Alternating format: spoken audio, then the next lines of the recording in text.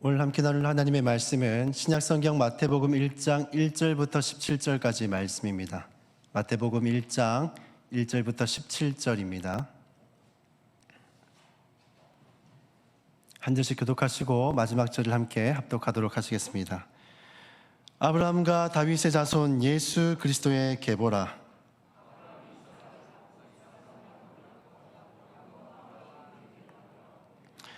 유다는 다말에게서 베레스와 세라를 낳고 베레스는 헤스론을 낳고 헤스론은 람을 낳고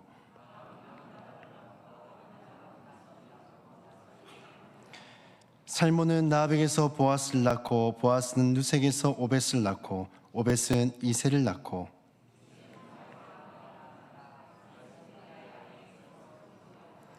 솔로몬은 르호보암을 낳고 르호보암은 아비야를 낳고 아비야는 아사를 낳고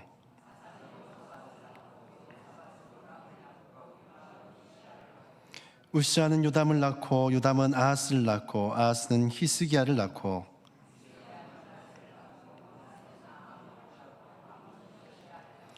바벨론으로 사로잡혀 갈 때에 요시아는 요고냐와 그의 형제들을 낳으니라.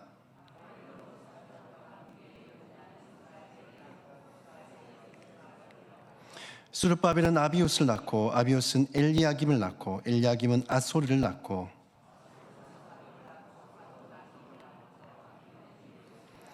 엘리웃은 엘야사를 낳고 엘야사는 mat단을 낳고 mat단은 야곱을 낳고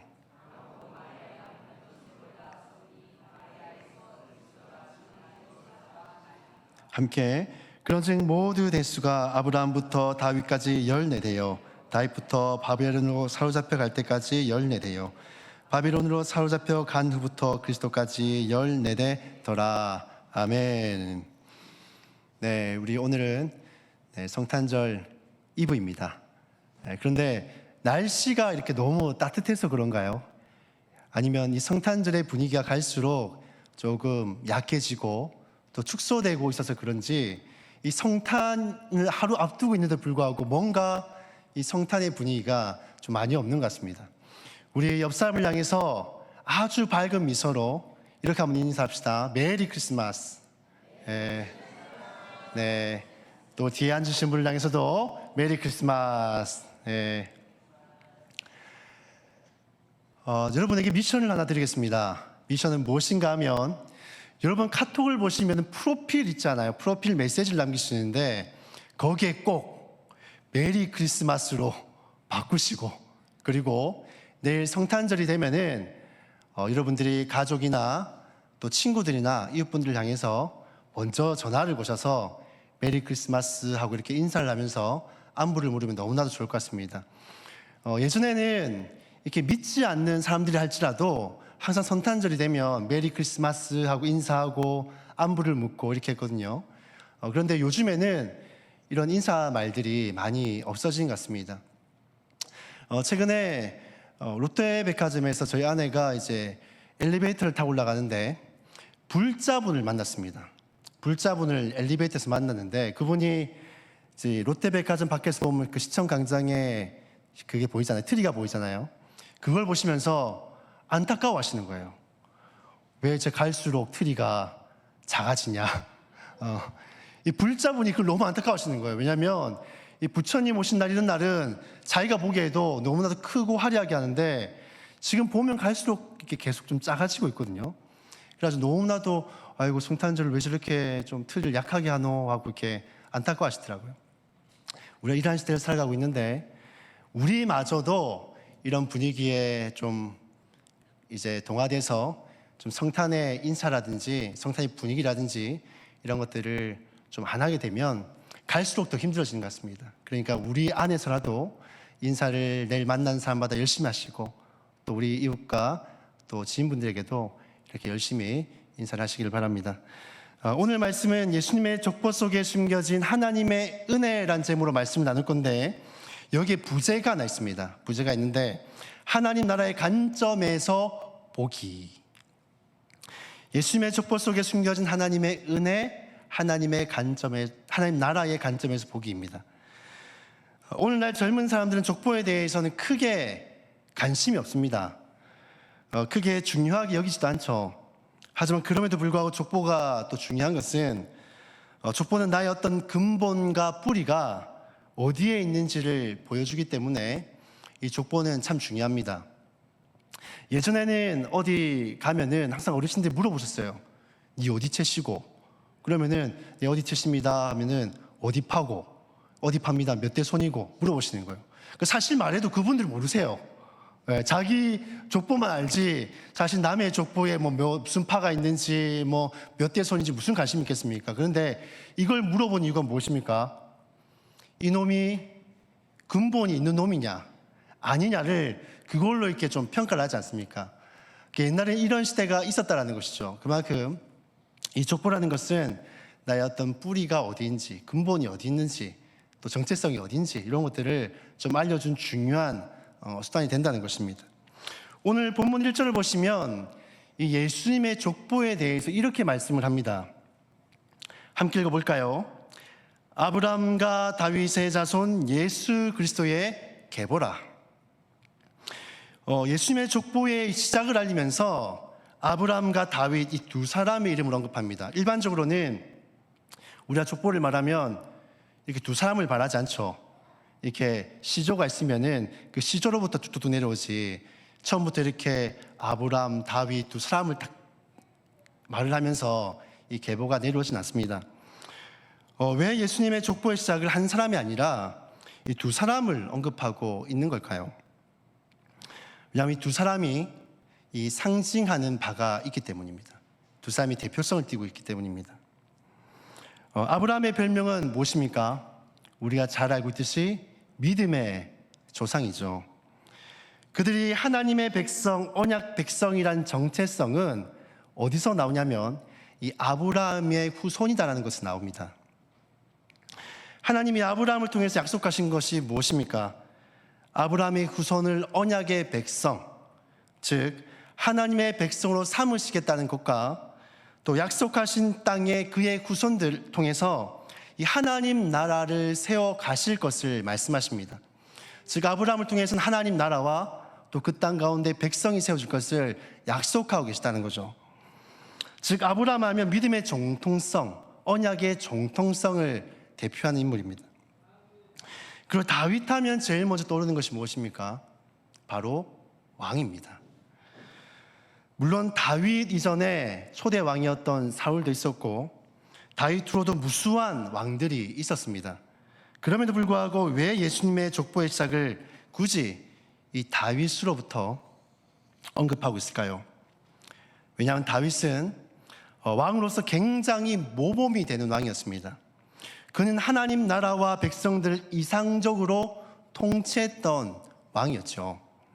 이런 다윗의 모습은 장차 오실 예수 그리스도의 모습을 예표하여서 보여주는 그러한 인물입니다. 즉 아브라함은 언약을 통해서 하나님 나라와 그의 백성을, 그리고 다윗은 그 하나님 나라와 그 백성을 통치할 왕의 모습을 보여주고 있는 것입니다. 즉 예수님은 어떤 분이냐 하면 이 아브라함과 다윗을 통해서 하나님 나라와 그의 백성을 통치할 그 이상적인 왕이라는 것을 보여주고 있는 것입니다. 뿐만 아니라 왕에게 있어서 가장 중요한 것이 무엇입니까? 바로 정통성입니다. 이 마태복음은 1차 독자가 누구인가 하면요, 바로 유대인들입니다. 이 유대인들을 먼저 이 복음을 듣게 하고 예수님을 영접하게 하기 위해서 쓰여진 게 바로 이 마태복음입니다. 그러려면 그들이 예수님을 적대시했지 않습니까? 유대인들은. 그런 그들을 어떻게 설득하면 되겠습니까? 예수님도 아브라함의 후손으로 오셨다.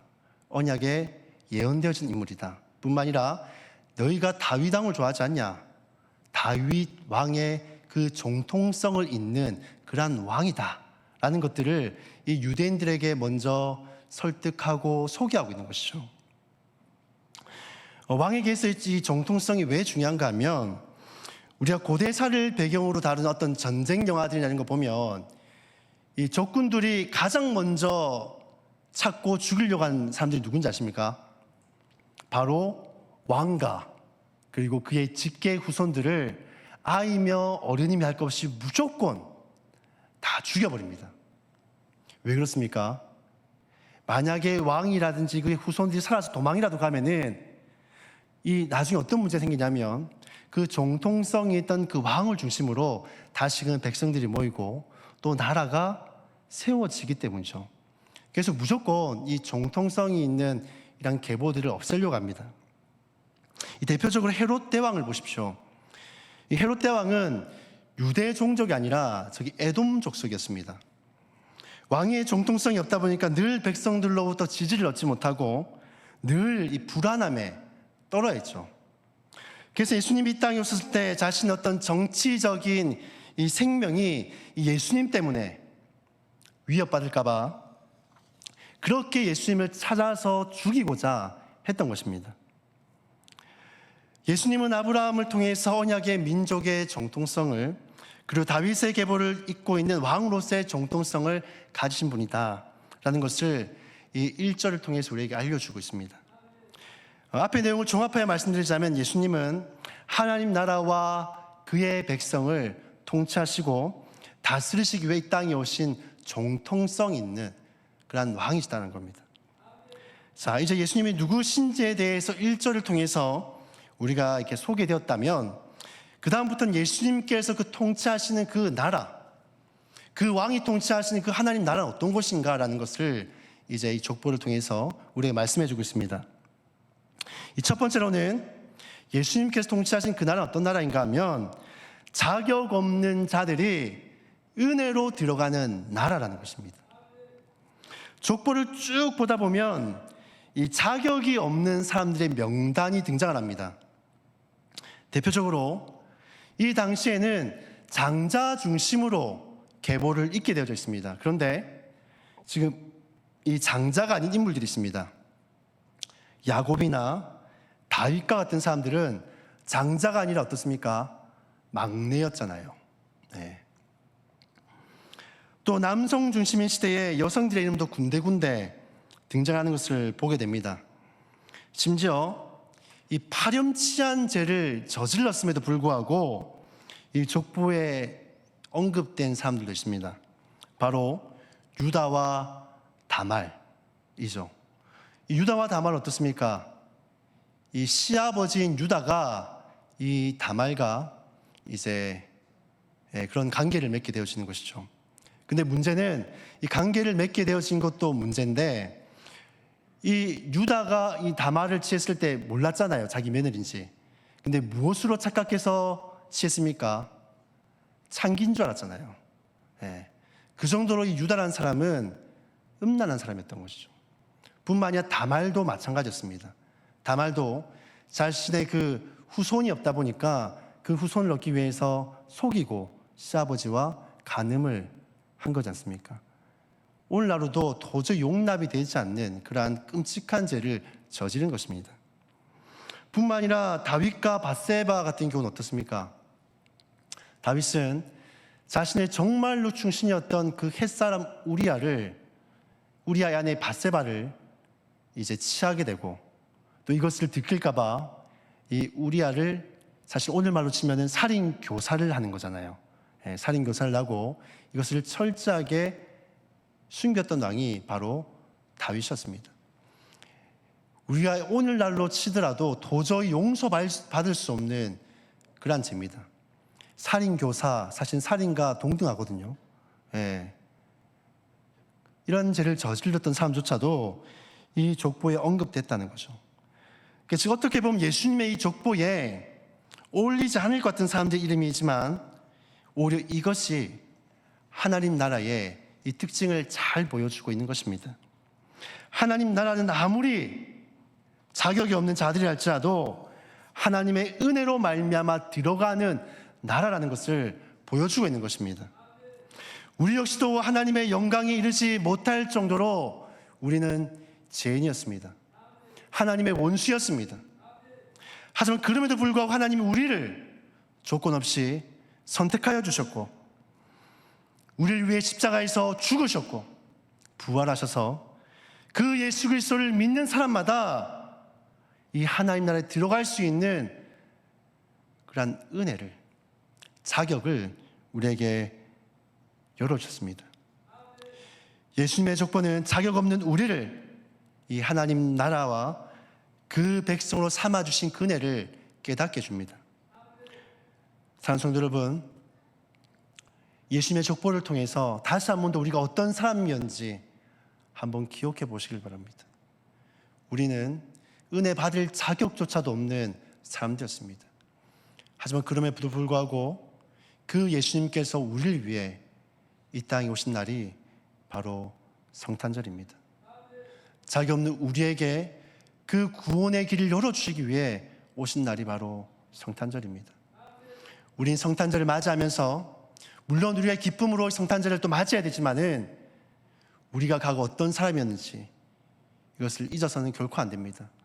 그리고 우리가 받은 그 은혜가 얼마나 큰 것인지를 깨닫고 그 은혜를 다시 한번 묵상하며 이 성탄절을 보내시기를 주님의 이름으로 축복합니다. 이 두 번째로 예수님이 통치하시는 그 하나님 나라는 어떤 것인가 하면요, 모든 민족에게 열려있는 그런 나라라는 것입니다. 오늘 본문에 이 족보에 이름이 올라가 있는 이 여인들의 이름이 등장을 합니다. 그런데 공교롭게도 이 여인들의 공통된 특징이 하나 있습니다. 그것은 바로 모두가 다 이방인이라는 것이죠. 유다의 며느리였다가 아들을 낳았더니 다말도 이 가나안의 그 주민이었습니다. 여리고성의 주민이었다가 이스라엘 백성이 된 이 라합도 마찬가지였고요. 또 햇사람의 아내였던 그 밧세바, 우리아의 아내 밧세바조차도 그 햇사람, 이방인이라는 것입니다. 이것은 하나님 나라가 이방인, 즉 모든 나라와 또 모든 민족에게 열려있는 그러한 나라라는 것을 우리에게 보여주고 있는 것입니다. 우리 역시도 마찬가지입니다. 우리는 유대인도 아니고 구약시대의 기준으로 보면 이방인에 불과합니다. 그럼에도 불구하고 우리는 예수님을 믿고 하나님 나라의 백성이 되어졌습니다. 이것을 족보에 마태가 쓰고 있는 이유는 유대인들은 선민 사상이 강했습니다. 그래서 저 이방인들은 구원을 받을 수 없다라는 그런 생각에 사로잡혔습니다. 그런데 이 족보를 굳이 언급하고 있는 데에는 구원이라는 것이 이 유대인에게만 머물러 있는 것이 아니라, 한정되어져 있는 것이 아니라 예수님께서 이 땅에 오심으로 말미암아 모든 민족에게로 열려져 있었다. 그리고 그것은 이미 이 구약시대에 여러 사실들을 통해서, 이 여인들을 통해서 이것이 나타나고 있다는 것을 우리에게 말씀하고 있는 것입니다. 하나님 나라는 혈통이나 민족, 이 행위로 들어가는 것이 아니라 오직 예수 그리스도를 믿는 그 믿음으로 말미암아 들어가는 나라라는 것을 우리에게 알려주고 있습니다. 그러므로 모든 사람에게 구원의 길이 열려있다는 것을 오늘 우리가 다 경험한 사람들이고 또 그 은혜를 누리고 있는 자들입니다. 그렇다면 우리가 어떻게 해야 될까요? 이 소식을 전해야 하는 것입니다. 여전히 예수 그리스도가 누구신지 모르고 그분이 왜 오셨는지를 모르는 그 많은 사람들 향해서 이 구원의 복된 소식들을 전할 수 있어야 한다는 것입니다. 사랑하는 성도 여러분, 성탄은 그저 우리들만의 축제의 날이 아닙니다. 예수님이 왜 오셨는지를 우리가 알기 때문에 그 소식을 세상 가운데 전해야 되는 날입니다. 근데 이제 성탄절입니다. 믿지 않는 가족들이나 또 지인들, 친구들이 있다면 꼭 이 복된 소식을 널리 전하시는 저 여러분들이 다 될 수 있기를 주님의 이름으로 축복합니다. 끝으로 예수님이 통치하시는 이 나라는 그 무엇으로도 막을 수 없는 나라입니다. 오늘 17절을 보시면 아브라함과 다윗을 언급하면서 이 특별한 한 나라를 언급합니다. 어디입니까? 바로 바벨론입니다. 아브라함과 다윗은 하나님 나라를 세워가는 인물들이지만 바벨론은 어떻습니까? 바벨론은 하나님 나라를 세우기는커녕 하나님 나라와 그의 백성들을 대적하고 이것을 무너뜨리려고 하는 대표적인 세력이 바로 바벨론입니다. 바벨론은 흔히 하나님 나라를 대적하는 이 세상 나라를 또 세상 권세자들을 뜻합니다. 이 바벨론은 하나님 나라를 침략했고 심지어는 멸망까지 시켰습니다. 그의 백성들은 사로잡혀갔고 유다의 마지막 왕이었던 시드기야는 두 눈이 뽑히고 결박당한 채 바벨론의 옥에 갇혀서 그렇게 최후를 맞이합니다. 이 바벨론 포로 시기를 보면 이 하나님 나라가 멸망한 것 같고 실패한 것 같고 회복되지 못할 것 같아 보이지만은 그건 어떻습니까? 하나님께서 포로 귀환 길을 거쳐 다시금 하나님 나라를 회복시키시고 일으키시는 것을 보여줍니다. 하나님 나라는 그 어떤 대적과 방해가 있다 할지라도 그럼에도 불구하고 세워지는 나라입니다. 이처럼 예수님이 이 땅에 오시고 그리고 십자가에 죽으시고 부활하시고 승천하신 후 이 재림에 대해서 이렇게 말씀하셨습니다. 우리는 이 하나님 나라가 이 아직 이미와 아직 그 사이에 살아가고 있습니다. 하나님 나라는 예수님의 재림의 때에 이것이 완성되게 될 것입니다. 지금도 여전히 우리의 눈으로 보면 이 성탄절의 의미가 축소되어져 가는 것 같고 이 복음의 능력이 약화되어져 가는 것 같고 갈수록 교회가 쇠퇴해져 가는 것처럼 보이지만은 그럼에도 불구하고 하나님은 그 나라를 그 어떤 대적과 방해 속에서도 이것을 완성해 가신다라는 것입니다. 그 어떤 방해 속에서도 하나님은 그 나라를 완성해 가실 것입니다. 그러므로 우리는 장차 들어가게 되고 임하게 될 그 하나님 나라를 이 땅 가운데서 소망하고 기대하며 우리는 살아가야 되는 것입니다. 장성도 여러분, 장차 우리가 들어가게 될 그 하나님 나라를 기대하고 소망함으로 사는 저와 여러분 다 될 수 있기를 주님의 이름으로 축복합니다. 말씀을 정리하도록 하겠습니다. 예수님은 하나님 나라와 그 백성을 통치하실 진정한 왕이십니다. 그리고 그 예수님의 통치하신 하나님 나라는 자격이 없어도 모든 삶에게 열려있고 오직 은혜와 믿음으로 들어간 나라입니다. 이 나라를 무수한 대적들로부터 공격을 받지만은 그럼에도 불구하고 결국에는 온전해지고 완전하게 완성되어질 것입니다. 우리는 그 나라의 백성으로 삼으신 하나님의 은혜를 오늘 하루도 기억하면서 또 감사하면서 또 기도하고 소망하며 찬양하며 예배하는 여러분들이 다 될 수 있기를 주님의 이름으로 축복합니다.